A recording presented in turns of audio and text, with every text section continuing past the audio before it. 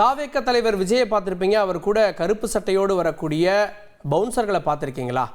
இப்போ பவுன்சர்களுக்கு இனிமேல் தேவை இருக்காது. காரணம் என்னன்னா, தாவேக தலைவர் நடிகர் விஜய்க்கு ஒய் பிரிவு பாதுகாப்பை வழங்க மத்திய உள்துறை அமைச்சகம் உத்தரவிட்டிருக்கிறது. சரி, ஏன் ஒய் பிரிவு என்ன அப்படின்ற விஷயங்கள்லாம் பார்க்கலாம். முதல்ல மத்திய உள்துறைக்கு கிடைக்கக்கூடிய தகவலின் அடிப்படையில் பாதுகாப்பு அச்சுறுத்தல் இருக்குது அப்படின்னா அவங்க அதை பொறுத்து நிறைய கேட்டகரியில் அவங்களுக்கு பாதுகாப்பு கொடுப்பாங்க. குறிப்பாக X, Y, Y plus, Z, Z plus, அதுக்கு மேலே எஸ்பிஜி அப்படின்ற பாதுகாப்பு. ஸோ இது பிரதமருக்கு, குடியரசுத் தலைவர் மாதிரியானவர்களுக்கு வழங்கப்படும். அதற்கு கீழே இருக்கக்கூடியவங்களுக்கு ஜெட், ஜெட் ப்ளஸ், சிஎம் ரேஞ்சில் இருக்கக்கூடியவங்களுக்கு வழங்கப்படும். ஸோ இப்போது விஜய்க்கு 2ஆம் நிலை பாதுகாப்பான ஒய் வழங்கப்பட்டிருக்கிறது. சரி, ஒய் பிரிவினுடைய காவல் அதிகாரிகளாக எப்படி அப்படின்னா, ஒய் பிரிவை பொறுத்த வரைக்கும் 2 பாதுகாப்பு அதிகாரி இருப்பாங்க.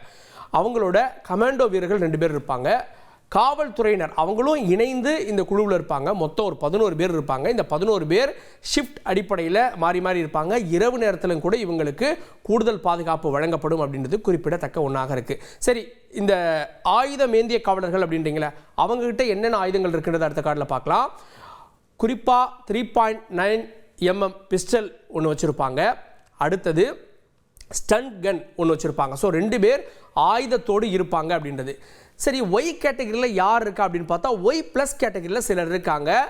ஹிந்தி நடிகர்களான, பாலிவுட் நடிகர்களான ஷாருக் கான், சல்மான் கான், கங்கனா ரணாவத், இவங்களுக்கெல்லாம் ஒய் ப்ளஸ் கேட்டகரியில் பாதுகாப்பு கொடுக்கப்பட்டிருக்கிறது. ஏற்கனவே இதுவரை ஒய் கேட்டகரியில் 79 பேருக்கு இந்த பாதுகாப்பு வழங்கப்பட்டிருக்கு.